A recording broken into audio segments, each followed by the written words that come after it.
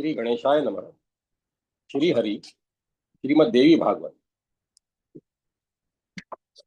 मणिद्वीप का वर्णन। व्यास जी कहते हैं, राजन, मध्य भाग में शोभा पाने वाला वही भवन भगवती जगदम्बा का है। उसमें 4 मंडप हैं। प्रत्येक मंडप हजार हजार स्तंभों से युक्त है। पहला श्रृंगार मंडप, दूसरा मणि मंडप, तीसरा ज्ञान मंडप और चौथा एकांत मंडप नाम से विख्यात है। इन मंडपों में अनेक प्रकार की चांदनियां तनी हैं। भांति भांति के धूपों से इन्हें सुवासित किया जाता है। ये सुंदर मंडप कांति से करोड़ों सूर्यों के समान प्रकाशमान है। इन मंडपों के चारों ओर केसर, मल्लिका और कुंद की वाटिकाएं कही जाती हैं। राजन, इन वाटिकाओं में पुष्कल गंध वाले मदों से परिपूर्ण तथा मत्स्रावी असंख्य दिव्य भृंग विराजमान है। चारों मंडपों के सभी और पद्माटवी है। उसकी सीढ़ियां रत्नों से बनी हुई है। वह अमृत के समान मधुर रस से परिपूर्ण है। वहाँ भौरे सदा गुंजार करते रहते हैं। कारण नाम के पक्षी तथा हंसों से वह सदा भरी पूरी रहती है। उसके चारों ओर से तट सुगंध से सुवासित रहते हैं। इस प्रकार की असंख्य वाटिकाओं की सुरमय सुगंधों से मणिद्वीप सुवासित है। पहला श्रृंगार मंडप है। इस उसके मध्य भाग में एक दिव्य सिंहासन पर देवी विराजमान है। वहाँ सभासद रूप से रहने वाले प्रधान देवता, देवांगनाएं तथा संपूर्ण अप्सराएं विविध स्वरों से भगवती जगदम्बा के सामने गान करती है। दूसरा मुक्ति मंडप है। उसके मध्य भाग में विराजने वाली कल्याणमयी भगवती शिवा प्रत्येक ब्रह्मांड निवासी भक्तों को सदा मुक्ति प्रदान करती है। राजन, तीसरे मंडप का नाम ज्ञान मंडप है। भगवती वहाँ विराजमान होकर ज्ञान का उपदेश करती है। एकांत मंडप संज्ञक चौथे मंडप में भगवती जगदम्बा अनग कुसुमा आदि सचिवा शक्तियों के साथ बैठकर जगत की रक्षा के विषय में सदा परामर्श करती है। राजन, चिंतामणि ग्रह देवी का प्रधान स्थान है। मूल प्रकृति भगवती भुवनेश्वरी के शक्ति तत्व सोपान रूप से वहाँ उपस्थित है। उनसे युक्त भगवती का ऊंचा मंच महान शोभा पाता है। ब्रह्मा, विष्णु, रुद्र और सदाशिव, ये चारों देवता उस मंच के पाए हैं। सदाशिव को उस मंच का पटरा कहा जाता है। उस मंच के ऊपर महान देवता परम आदरणीय भुवनेश्वर विराजित हैं। सृष्टि के आदि में अपनी लीला करने के लिए स्वयं भगवती ही 2 रूपों में विराजमान हुई। उस समय दाहिने भाग से वे भगवान भुवनेश्वर और बाएं भाग से सबल ब्रह्म स्वरूपिणी भगवती भुवनेश्वरी प्रकट हुई। भगवती के अर्धांग स्वरूप वे ही ये महान ईश्वर है। कामदेव के मद का मर्दन करने में परम कुशल ये महेश्वर करोड़ों कामदेवों के समान सुंदर हैं। 5 मुख और 3 नेत्रों से शोभा पाने वाले ये महेश्वर चिंतामणि से विभूषित तथा अपनी भुजाओं से हरिण, अभय और वर मुद्रा तथा फरसा धारण किए हुए हैं। सब पर शासन करने वाले उन महान देवेश्वर की आयु 16 वर्ष जैसी है।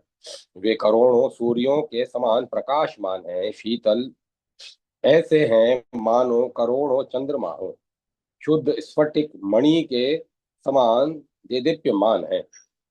उनके श्री विग्रह से शीतल प्रकाश फैलता है। उनके वामांक में भगवती भुवनेश्वरी विराजमान है।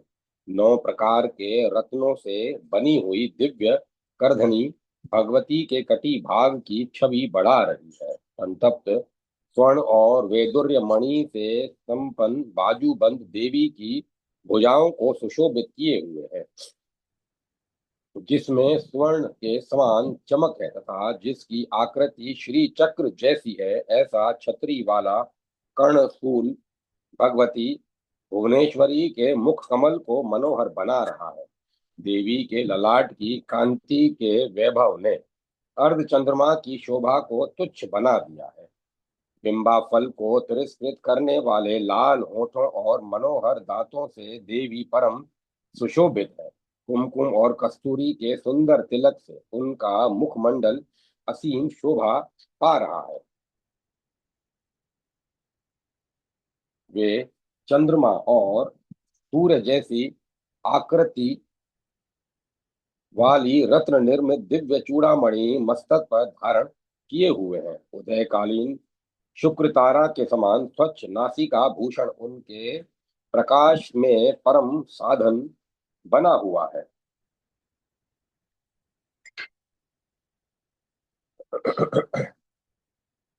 कंठ के भूषण में लटकती हुई मोती की स्वच्छ लड़ी से देवी अतिशय शोभा पाती है।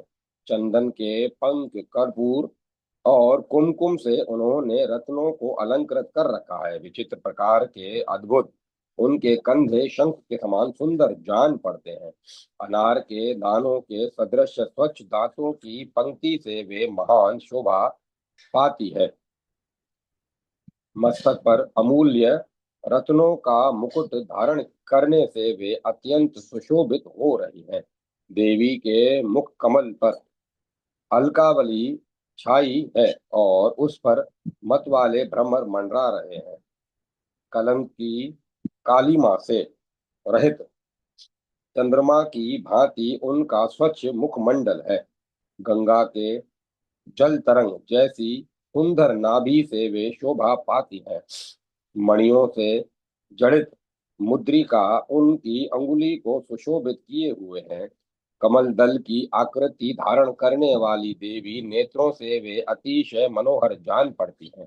शान पर चढ़ाकर स्वच्छ किए हुए महाराग और पद्मराग मणि के समान उनकी उज्जवल कांति है। रत्न निर्मित किंकणी और कंकड़ा से वे विचित्र शोभाशालिनी हो गई है। मणियों और मोतियों की मालाओं में रहने वाली अपार शोभा उनके चरण कमल से उत्पन्न हुई है। रत्न में विस्तृत उंगलियों के प्रभा जल से उनके कर कमल शोभा पा रहे हैं। उनकी कंचुकी में गुथे हुए विविध रत्न प्रकाश फैला रहे हैं। मल्लिका की सुगंध से पूर्ण धमिल तथा अर्थात केशपाश की माला पर भ्रमण करने वाले भ्रमर भगवती भुवनेश्वरी के मुख को घेरे हुए हैं। अतिशय गोल, सघन और उच्च पुरुषों के भार से भगवती शिवा कुछ अलसाई हुई जान पड़ती है। उनकी चार भुजाएं पाश, अंकुश, वर और अभय मुद्रा से सुशोभित हैं। वे संपूर्ण श्रृंगारों से संपन्न अत्यंत सुकुमार अंगों वाली समस्त सौंदर्यों की आधार सर्वस्व तथा निष्कपट करुणा की मूर्ति है। भगवती ने स्वयं अपने मधुर स्वर से वीणा के स्वर को तुच्छ कर दिया है। वे कोटि कोटि सूर्यों और चंद्रमाओं की कांति को धारण किए हुए हैं। बहुत सी सखियां, दासियां, देव स्त्रियां तथा अखिल देववृंद भगवती भुवनेश्वरी के चारों भुवनेश्वरी भगवती भुवनेश्वरी के चारों ओर घेर कर बैठी बैठे हुए हैं। इच्छा शक्ति, ज्ञान शक्ति और क्रिया शक्ति से देवी संयुक्त है। लज्जा, तुष्टि, पुष्टि, कीर्ति, कांति, क्षमा, दया, बुद्धि, मेधा ये मूर्तिमती होकर भगवती के पास विराजती है। जया, विजया, अजीता, अपराजिता, नित्या, विलासिनी, दोगध्री, अघोरा और अमंगला ये नौ पीठ शक्तियां भगवती पाराम्बा की सेवा में सदा तत्पर रहती हैं। शंख निधि और पद्म निधि ये निधियां भगवती के पार्श्व भाग में विद्यमान है। नवरत्न वला, कांचन स्रवा और सप्त धातु वहा संज्ञक नदियां इन उपर्युक्त निधियों से निकली हैं। राजेंद्र, ये सभी नदियां सुधा सिंधु में जा रही है। इस प्रकार की विशिष्ट शक्तिशालिनी वे भगवती भुवनेश्वरी महाभाग भुवनेश्वर के वाम अंक में विराजती है। उन्हें उन्हीं के संग से भुवनेश्वर को सर्वेश होने की योग्यता प्राप्त हुई है। इसमें कुछ अन्यथा विचार नहीं करना चाहिए। राजन, अब इस चिंतामणि ग्रह का परिमाण सुनो। यह अति विशाल भवन 1000 योजन लंबा चौड़ा कहा जाता है। इसके उत्तर भाग में बहुत से सुदीर्घ प्राकार हैं। पूर्व प्रकार के उत्तर प्रकार क्रमशः दुगने परिमाण में है। ऐसा कहा जाता है, भगवती का यह मणिद्वीप भूमि पर न रहकर अंतरिक्ष लोक में सुशोभित है। न तो प्रलय काल में इसका नाश होता है और न सृष्टि के समय ही इसकी उत्पत्ति, किंतु कार्यवश पट की भांति निरंतर इसमें संकोच और एवं विकास होता रहता है। वहां जितने परकोटे हैं उन सब की शोभा उस चिंतामणि ग्रह की अवधि से सापेक्ष है। वही भव्य भवन भगवती महामाया के विराजने का स्थान कहा गया है। राजन, जो जो प्रत्येक ब्रह्मांडवर्ती उपासक हैं तथा देवलोक, नागलोक एवं मनुष्य लोक आदि अन्य लोकों में जो श्री देवी के भक्त हैं, वे सभी यहीं आते हैं।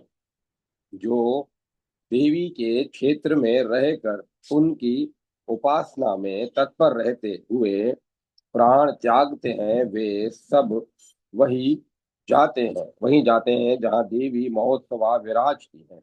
वहाँ घृत कुल्या, दुग्ध कुल्या, दधि कुल्या, मधुस्रवा, अमृत वहा, दशार्व वहा, जम्बूर सरस वहा, द्रवा रस वहा, जम्बू रस वहा तथा आम्रक्षु रस वहा आदि हजारों श्रेष्ठ नदियां प्रवाहित होती हैं।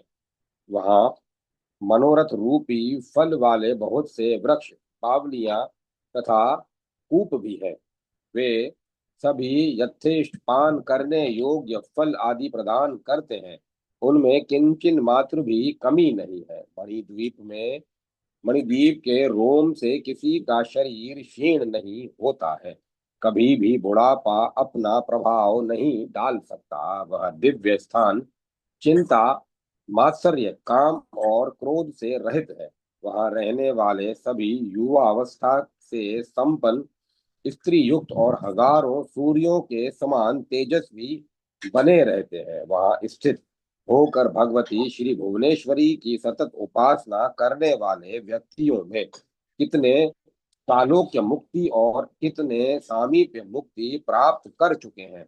बहुत से सारूप्य मुक्ति के भागी बन गए तथा कुछ श्रेष्ठ प्राणी सृष्टिता को प्राप्त हुए हैं। प्रत्येक ब्रह्मांड में रहने वाले जो जो देवता हैं, उनके बहुत से ज्यादा मणिद्वीप में रहकर भगवती भुवनेश्वरी जगदीश्वरी की उपासना करते हैं। 7 करोड़ महामंत्र मूर्तिमान होकर भगवती की आराधना में तत्पर है। साम्य अवस्था में स्थित देवी शिवा कारण ब्रह्म स्वरूपा है। उन्होंने माया में सबल विग्रह धारण कर रखा है। संपूर्ण महाविद्याएं सदा उनकी सेवा में संलग्न रहती है। राजन, इस प्रकार मैंने मणिद्वीप की अतिशय महिमा बतला दी। करोड़ों सूर्य, चंद्रमा, अग्नि और विद्युत इस मणिद्वीप की प्रभा के कोटांश की भी तुलना करने में असमर्थ है। इस पुरी में कहीं मूंगे के समान प्रकाश फैलता है और कुछ भाग मरकत मणि की छवि धारण किए हुए हैं। कहीं बिजली और सूर्य सदृश चमक है और एवं कहीं जान पड़ता है मानो मध्याह्न कालीन प्रचंड सूर्य तप रहे हों। कहीं तो करोड़ों बिजलियों के तेज धारण करने वाली दिव्य कांति विस्तृत है। कहीं सिंदूर और नील नीलेंद्र मणि के समान छवि दृष्टि गोचर होती है। कुछ दिशाओं का भाग कांति के दावानल तथा तपाए हुए स्वर्ण के समान है। कहीं जान पड़ता है कि चंद्रकांत मणि तथा सूर्यकांत मणि पत्थर से यहाँ यह बना है। इस पुरी का शिखर रत्न में है। प्राकार और गोपुर रत्न से निर्मित है। रत्न में वृक्षों, पत्रों और फूलों से यह भली भांति सुसज्जित है। इस प्रकाशमान पुरी में दिव्य मोर सदा नाचते तथा कबूतर शब्द करते रहते हैं।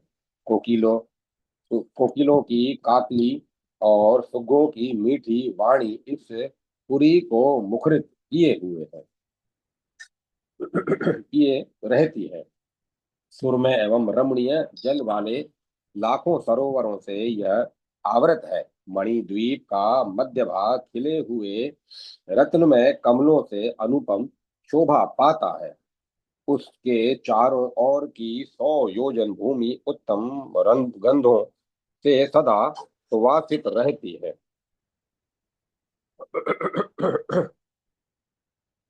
मंद गति से प्रवाहित होकर वायु वृक्षों को धीरे धीरे स्पंदित कर रहा है। चिंतामणि के समूहों की ज्योति से आकाश जगमगा रहा है। सर्वत्र बिखरे हुए रत्नों की प्रभा से सारी दिशाएं अग्नि की भांति चमक रही है। वृक्षों की मधुर सुगंधों से युक्त सुखदायक पवन सदा पूर्ण रूप से प्रवाहित है। राजन 10,000 योजन तक चमकने वाला मणिद्वीप धूप से परम सुघुषित सुगुपित सुधूपित है।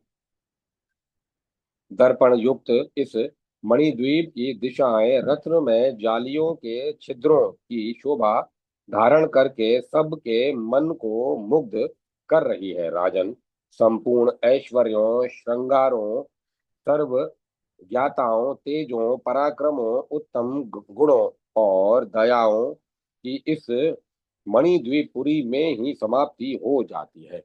राजन, राजा के आनंद से लेकर ब्रह्मलोक पर्यंत जितने आनंद है, ये वे सब इस पुरी में ही विद्यमान है। राजन, तुम्हारे सामने इस मणिद्वीप की महिमा का वर्णन कर दिया। महादेवी का यह परम धाम संपूर्ण लोकों से अतिशय श्रेष्ठ है। इस मणिद्वीप के स्मरण मात्र से संपूर्ण पाप नष्ट हो जाते हैं। यदि मरण समय में मणिद्वीप का स्मरण हो जाए तो प्राणी वहीं जाता है। 8वें अध्याय से प्रारंभ होकर यहाँ तक कि विषय को अध्यापंचक कहते हैं। सावधान होकर नित्य इसका पाठ करने वाला प्राणी भूत प्रेत और पिशाच आदि की बाधाओं से मुक्त हो जाता है। नवीन ग्रह बनवाने अथवा वस्तु वास्तु देवता की पूजा के अवसर पर यत्न पूर्वक इसका पाठ करना चाहिए। इससे वहाँ कल्याण होता है। अध्याय 12 समाप्त। जय माता सरस्वती। जय माता। जन्मेजय के द्वारा अम्बा यज्ञ और देवी भागवत की महिमा। व्यास जी कहते हैं, निष्पाप राजन, तुमने जो जो पूछा था वह सब मैंने तुम्हें कह सुनाया। 8वें स्कंद से आरंभ करके यहाँ तक का विषय महात्मा नारद के प्रति भगवान नारायण के द्वारा कहा गया है, वह भी मैंने सुना दिया। भगवती महादेवी का यह पुराण परम अद्भुत है। इसे सुनकर मनुष्य कृत्य हो जाते हैं, क्योंकि इससे वे अत्यंत प्रसन्न हो जाते हैं। राजेंद्र, अब तुम अपने तथा पिता के उद्धार के लिए देवी यज्ञ करो। पहले देवी के सर्वोत्तम मंत्र की दीक्षा लेना तुम्हारे लिए परम कर्तव्य है। विधि विधान के साथ ग्रहण किया हुआ यह मंत्र मनुष्य के जन्म को सफल कर देता है। सुत जी कहते हैं, शौनक आदि ऋषियों उपरयुक्त बातें सुनने के पश्चात महाराज जन्मेजय ने मुनिवर की प्रार्थना करके उन्हीं से देवी के प्रणव संज्ञक महामंत्र की विधि विधान के साथ दीक्षा ग्रहण की। तदंतर उन्होंने नवरात्र के पुण्य अवसर पर धौम्य आदि मुनियों को बुलाया और अम्बा यज्ञ आरंभ कर दिया। उसमें उन्होंने खुले हाथों उन धन वितरण किया। इस उत्तम श्रीमद् देवी भागवत महापुराण का ब्राह्मणों के द्वारा पाठ कराया। भगवती श्री देवी की प्रसन्नता प्राप्त करने के लिए उनके सामने ही इस परम पावन पुराण का पारायण हुआ। असंख्य ब्राह्मणों को भोजन कराया गया। सुवासिनी स्त्रियों, कुमारी कन्याओं और ब्रह्मचारियों को भी भोजन दिया गया तथा दीन और अनाथ भी भोजन से तृप्त हुए। राजा ने द्रव्य प्रदान से उन सबको अत्यंत संतुष्ट कर दिया। जिस समय महाराज जन्मेजय यज्ञ समाप्त करके अपने स्थान पर विराजित हुए, उसी समय आकाश से मुनिवर नारद जी वहां पधारे। प्रज्वलित अग्नि के समान तेजस्वी महामुनि की विशाल वीणा बज रही थी। मुनिवर नारद जी को देखकर आश्चर्य युक्त हो महाराज आसन से उठ गए।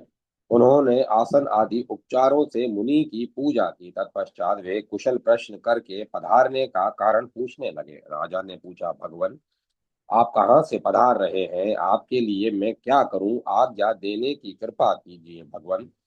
आपके इस आगमन से मैं सनात और कृतकृत्य हो गया। राजा जन्मेजय की बात सुनकर मुनि श्रेष्ठ नारद जी ने उनसे कहा, राजेंद्र, आज मैंने देवलोक में एक महान अद्भुत दृश्य देखा है। वही तुम्हें बताने के लिए परम विस्मित होकर मैं यहाँ तुम्हारे पास आ गया। राजन, तुम्हारे पिता का अत्यंत दिव्य शरीर हो गया है। बड़े बड़े देवता और अप्सराएं सब ओर से भली भांति उनकी स्तुति कर रहे हैं। उत्तम रथ पर बैठकर वे अब मणिद्वीप को पधार गए हैं। यह सब कुछ इस देवी भागवत के ही श्रवण का फल है।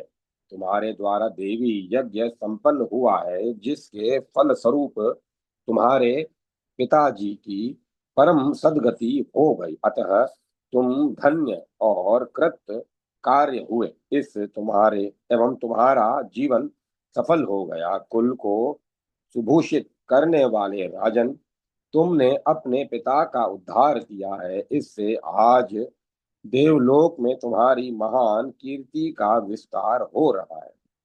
सुत जी कहते हैं, ऋषियों, नारद जी के ये वचन सुनकर महाराज जन्मेजय का हृदय प्रेम से गदगद हो गया।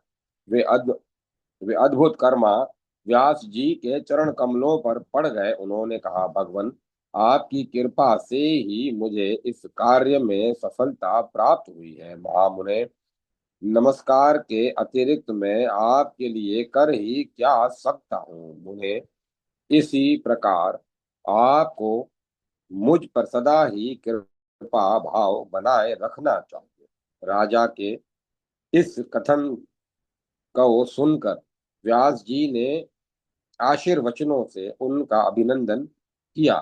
साथ ही उन भगवान भद्रायणी बादरायणी ने राजा से यह मधुर वचन कहा, राजन, तुम सब कुछ परित्याग कर भगवती के चरण कमलों की उपासना करो। सावधान होकर श्रीमद् देवी भागवत का पाठ करना तुम्हारा नित्य नियम हो जाना चाहिए। भक्ति पूर्वक सदा अम्बा यज्ञ में तत्पर हो जाओ। इसमें तुम्हें कभी आलस्य नहीं करना चाहिए। इसके फल स्वरूप संसार रूपी स्कंध से तुम अनायास ही मुक्त हो जाओगे। पुराणों और वेदों का यह समीचीन सार है। जन्मेजय, इसका पाठ करने से पुरुष को वेद पाठ करने के समान पुण्य प्राप्त होता है। अतएव श्रेष्ठ विद्वानों को चाहिए कि वे यत्न पूर्वक इसी का पारायण करें। इस प्रकार महाराज जन्मेजय ने जन्मेजय से कहकर मुनिवर व्यास जी पधार गए। साथ ही पवित्र अंतःकरण वाले धौम्य आदि मुनि भी यथास्थान सिधारे। उन मुनियों के मुख से श्रीमद् देवी भागवत की श्रेष्ठ प्रशंसा की ही चर्चा होती रही। इसके बाद राजा जन्मेजय मन ही मन अत्यंत संतुष्ट होकर पृथ्वी का शासन करने लगे। वे निरंतर श्रीमद् देवी भागवत को ही पढ़ते और सुनते थे। कुत जी कहते हैं, ऋषियों, देवी के मुख कमल से सर्व खिल वेद में वाहम नान्यदस्ति सनातनम। यह जो आधा श्लोक निकला था उसी का श्रीमद् देवी भागवत नाम पड़ा। यह पुराण वेद के सिद्धांत का बोधक है। वट के पत्र पर शयन करने वाले विष्णु के प्रति देवी ने इसका उपदेश किया था। इसी को सर्वप्रथम ब्रह्मा जी ने 100 करोड़ श्लोकों में विस्तार रूप से वर्णन किया। तत्पश्चात वेद व्यास जी ने शुक देव जी को पढ़ाने के लिए इसके सार भाग को एकत्र करके 18,000 श्लोकों में इस पुराण की रचना की। इसे 12 स्कंदों में सजाया। उसी समय इसका नाम श्रीमद् देवी भागवत रख दिया। यह पुराण अब भी देवलोक में वैसे ही विस्तृत रूप से है। इसके समान पवित्र पाप नाशक और पुण्यप्रद दूसरा कोई पुराण नहीं है। इसके एक एक पद का अध्ययन करने से मनुष्य को अश्वमेध यज्ञ का फल प्राप्त होता है। पुराण का प्रवचन करने वाले विद्वान की वस्त्र और आभरण आभरण आदि से पूजा करनी चाहिए। उनके प्रति व्यास बुद्धि रखकर नियम पूर्वक उनके मुख से इस पुराण का श्रवण करें। उन्हें स्वयं अपने हाथ से लिखकर या लेखक द्वारा लिखवा कर भाद्रपद की पूर्णिमा के पुण्य अवसर पर स्वर्ण में सिंहासन के साथ इस पुराण को पुराण वेता विद्वान के लिए दान कर दें। फिर दक्षिणा के लिए दूध देने वाली अलंकारों से युक्त सोने के हार से विभूषित सवत्सा कपिला गौ व्यास को अर्पण करें। कथा समाप्त होने पर जितने अध्याय हैं उतने ब्राह्मणों को भोजन कराना आवश्यक है। उतनी ही सुवासिनियों को, वटुकों एवं कुमारियों सहित भोजन कराना चाहिए। उन सब में देवी की भावना करके वस्त्र और आभरण आदि से उनकी पूजा करें। चंदन माला और पुष्प आदि से सुपूजित करके उन्हें उत्तम पायसान भोजन कराएं। इस पुराण के दान से पृथ्वी दान का फल प्राप्त होता है। ऐसा पुण्यात्मा पुरुष इस लोक में सुख भोग कर अंत में देवी के लोक में चला जाता। जो इस श्रेष्ठ देवी भागवत का नित्य श्रवण करता है उसके लिए कहीं कभी कुछ भी दुर्लभ नहीं है। इस पुराण श्रवण के प्रभाव से अपुत्री पुत्रवान, धनार्थी धनवान और विद्यार्थी विद्यावान हो जाता है। जगत में उनकी कीर्ति फैल जाती है। वंध्या, काकवंध्या अथवा मृतवंध्या आदि दोषों से युक्त स्त्री इस पुराण के श्रवण से दोष मुक्त हो जाती है। इसमें संशय नहीं है। जिसके ग्रह में भली भांति सुपूजित होकर यह पुराण स्थापित रहता है उसके ग्रह को लक्ष्मी और सरस्वती कभी छोड़ नहीं सकती। वेताल, डाकनी और राक्षस आदि की दृष्टि उस ग्रह पर पड़ नहीं सकती। यदि ज्वर युक्त मनुष्य का स्पर्श करके सावधानी के साथ इस पुराण का पाठ किया जाए तो दाह कारक ज्वर उसके मंडल से भाग जाता है। इस पुराण की 100 आवृत्तियां पाठ करने से श्रेय रोग दूर हो जाता है। और जो मनुष्य मन को एकाग्र करके संध्या के पश्चात प्रत्येक संध्या के अवसर इस श्रीमद् देवी भागवत के एक एक अध्याय का पाठ करता है उसे ज्ञान की प्राप्ति हो जाती है। शरद ऋतु के नवरात्र में उत्तम भक्ति पूर्वक इसका नित्य पाठ करना चाहिए। भगवती जगदम्बा उस पर प्रसन्न होकर उसकी इच्छा से अधिक फल प्रदान कर देती है। वैष्णव, शैव, सौर और गाणपत्य पुरुष अपने इष्ट देव की शक्ति लक्ष्मी, पार्वती, छाया तथा रिद्धि सिद्धि को संतुष्ट करने के लिए इस पुराण का पाठ करें। मुने, वर्ष में आषाढ़, अश्वनी, माघ और चैत्र, इन मासों के शुक्ल पक्ष में 4 नवरात्र होते हैं। वैदिक पुरुषों को चाहिए कि अपनी गायत्री को प्रसन्न करने के लिए इन चारों नवरात्रों में नित्य इस पुराण का पाठ करें।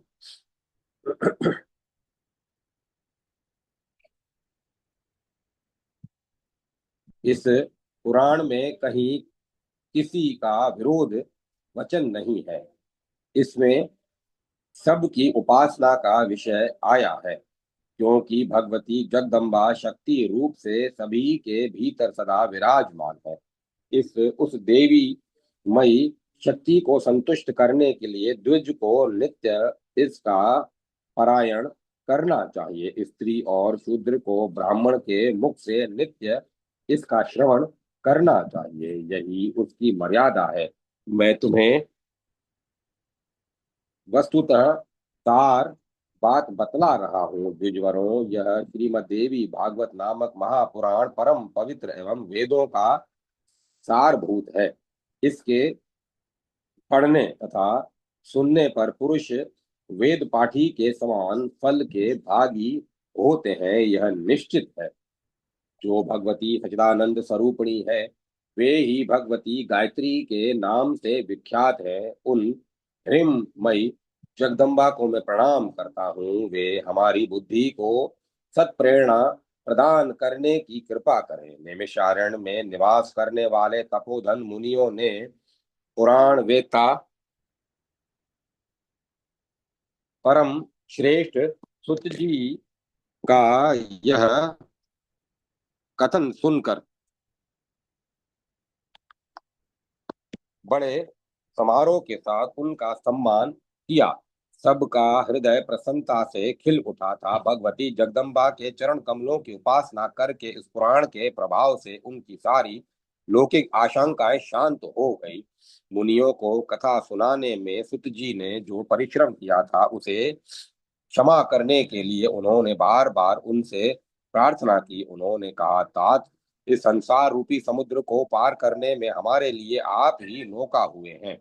यह श्रीमद् देवी भागवत पुराण संपूर्ण वेदों का गृह विषय है। इसके प्रत्येक पद में दुर्गमता छिपी हुई है। महाभाग सुत जी ने प्रमुख मुनियों के सम्मुख इसका श्रवण कराया।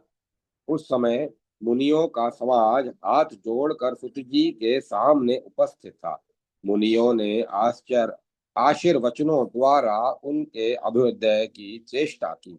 इसके बाद भगवती जगदम्बा के चरण कमलों में भृंग की भांति सदा निवास करने वाले सुत जी वहां पधार गए। अध्याय 13-14 समाप्त। 12वां स्कंद समाप्त। श्रीमद् देवी भागवत संपूर्ण। जय माता सरस्वती। जय मां सरस्वती। ओम नमो नारायण। ओम नमो भगवते वासुदेवाय। ओम नमः शिवाय। ओम ऐं ह्रीं क्लीं चामुंडाय विच्चे। ओम तत्सत। ओम तत्सत। ओम तत्सत। सभी को बधाई हो। माता जी की कृपा से आज श्रीमद् देवी भागवत संपूर्ण हुआ, निर्विघ्नता से पूरा। सबके लिए मंगल कामनाएं, शुभकामनाएं। सबको बधाई। ओम तत्सत। ओम तत्सत। ओम तत्सत।